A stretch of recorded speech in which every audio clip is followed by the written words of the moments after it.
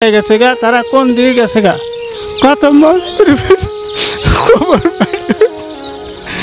আজ আমি নদীর কিনারে চলমান কাজটা পাড় দেওয়ার কাজটা কিছু জিও ব্যাগ যদি এখানে ফালান মণ্ডলপাড়ার দক্ষিণে মাথায়, তাহলে হয়তো সম্ভব হবে নদীটা। রাতে ঘুমালে পটপট শব্দে এই নদী এলাকার মানুষের ঘুম যেন ভেঙে যায়। আমরা রয়েছি জামালপুরের দেওয়ানগঞ্জের মণ্ডলপাড়া গ্রামেতে। এই গ্রামের পাশেই যে যমুনা নদী, এই যমুনা নদী ভাঙ্গনের ফলে এই এলাকার মানুষ কিন্তু হতাশার ভিতরে রয়েছে। আমরা যেটা দেখেছি যে আসলেই গত 2 দিনের পানি বৃদ্ধি পাওয়াতে কিন্তু আসলে এই এলাকার যে নদী যেভাবে ভাঙতেছে, এভাবে যদি পর্যায়ক্রমে ভাঙতে থাকে তাহলে এই এলাকার শত ঘরবাড়ি কিন্তু এখানে এই নদীতে কিন্তু হারিয়ে যাবে। এই গ্রামবাসী ঈদের আনন্দ উপভোগ করবে, সেখানে গতকাল থেকে নদীর এমন তীব্রতা পানি বেড়ে যাওয়ার কারণে নদীর ভাঙন তীব্রতার হয়েছে এবং বসতভিটা ভেঙে যাচ্ছে। সবাই আনন্দ উল্লাস ছেড়ে এখন নদী কিভাবে রোধ করা যায়, কেউ গাছ কেটে ফেলাচ্ছে, আবার বিভিন্ন গাছের ডালপালা কেটে তারা নদীকে কিছু আংশিক প্রতিহত করার জন্য প্রতিহত করছে।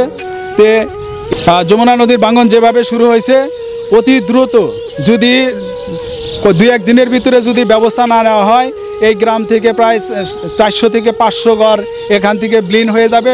কোথায় যাবে তার কোনো ঠিকানা থাকবে না। জেলা প্রশাসক এবং ইউনো মহোদয় এবং পানি উন্নয়ন বোর্ডের কর্মকর্তাদের অতি দ্রুত এখানে পদক্ষেপ নেওয়ার জন্য বিশেষভাবে অনুরোধ করছি। আমার বাড়ি একেবারেই নদীর হুমকির মুখে এবং ভেঙে যেতেছে।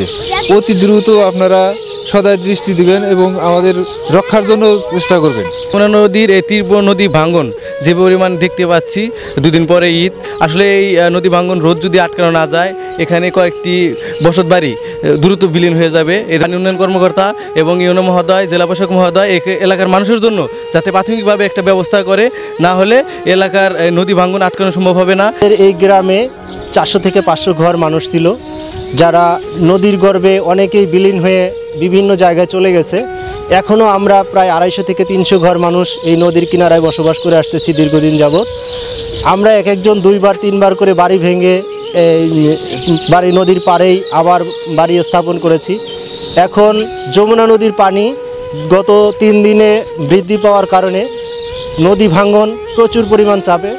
আজকে সকাল থেকে আমরা স্থানীয় কিছু যুবক একত্রিত হয়ে গাছের ডালপালা নদীতে দিয়ে নদী ভাঙ্গন সাময়িকভাবে রোধ করার চেষ্টা করছি। আমি জামালপুরের জেলা প্রশাসক মহোদয় এবং পানি উন্নয়ন বোর্ডের ইঞ্জিনিয়ার মহোদয়কে সদয় দৃষ্টি আকর্ষণ করছি, আপনারা দ্রুত গতিতে একটু ব্যবস্থা নেন। আমাদের গ্রামের মানুষের এই যে ঈদুল আজহা আসতেছে, গ্রামের মুরব্বী যুবক মানুষের ঈদ আনন্দ বলতে কোনো আনন্দ নেই। তারা সবাই আছে বাড়ি কখন কোথায় নেবে, কিভাবে নেবে, বাড়ি ভাঙবে কিভাবে, সেই আতঙ্কে।